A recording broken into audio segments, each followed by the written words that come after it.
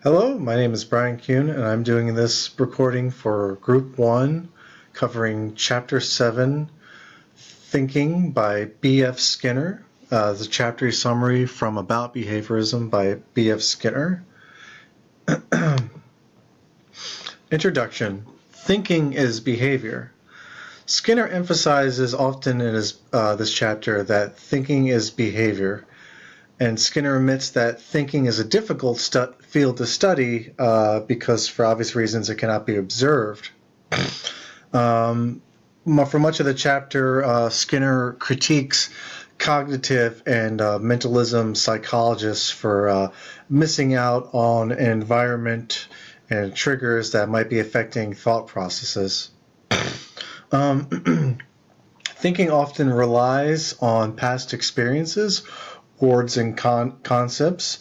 It also relies on semblance. For instance, there's certain words and symbols that we might see throughout the day that might trigger like a memory or make us realize that we have a problem or an issue that we need to solve. Past contingencies and reinforcement also shape thinking. For example, a person might be motivated by situations or other persons in the environment that might trigger a certain mood or a certain way of thinking. And Skinner talks about how changing our setting and manipulating the environment can reinforce thinking and also problem solving.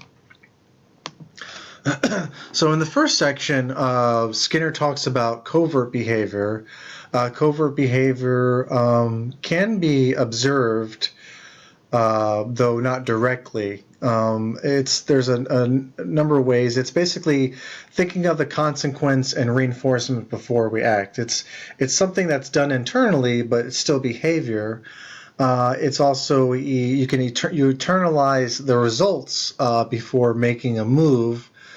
And an example which can be observed would be a chess player, because someone who's very familiar with chess would take a lot of time to think of the moves inside of his head and what the consequence or might be depending on what move he makes. So he might come up with a bunch of scenarios in his head, and that's covert, and then he does an overt behavior where he actually does the move once he figures out that what the outcome will be depending on the types of moves he makes.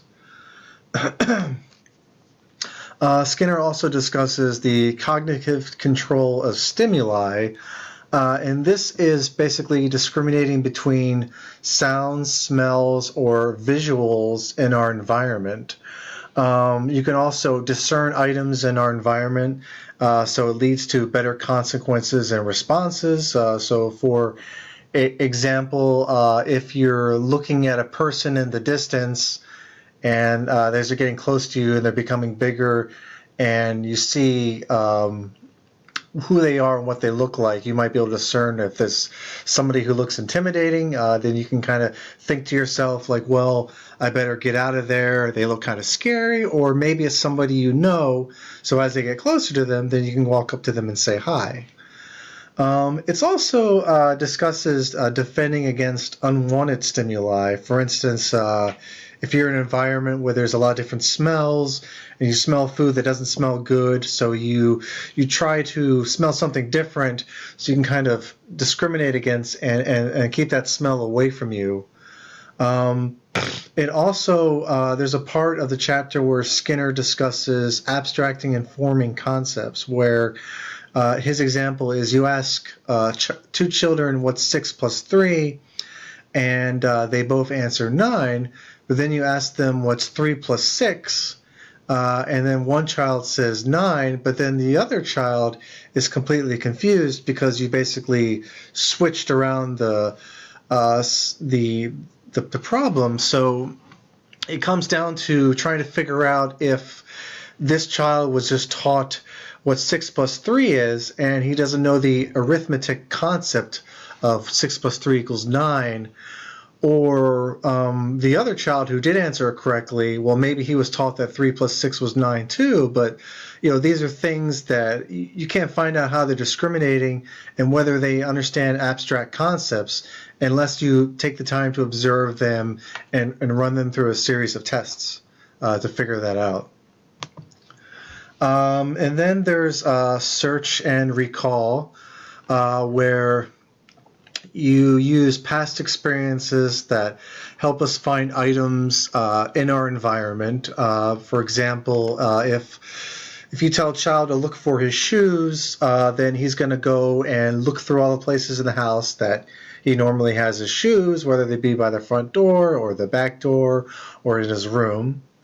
Often we make copies of the world around us, so people we meet, words we see in our environment, objects, food, smells, sensory, what have you. We make copies of that so we can kind of reference them and relate them to the objects that we see in front of us. Oftentimes, our mind kind of works like a filing system where we can retrieve faces, names, texts, and places on command as needed. And the semblance of names, persons, and objects we see in our day-to-day reinforce thinking and memory. I'll give you an example. This is where the environment, I thought, directly affected my thinking and my way of behavior internally, based on a trigger or a semblance. So I've been kind of in a spiritual rut, and I was kind of looking for a way to kind of help get myself out of a spiritual rut. And I saw a name that reminded me, was very similar to a name of a Christian apologist by the name of Ravi Zacharias. And I looked up his podcasts, Let My People Think. So, in listening to these podcasts, I was able to kind of look inside myself and see like the conflicts I have with just my belief and the theological and stuff of that nature. I won't go into too much detail, but just seeing something in my environment reminding me of something and helped me reflect on an inner issue I was having. So that's a really good example that Skinner uses for ways that our environment can not only affect our outer behavior, but also our inner behavior. Solving problems and creative behavior.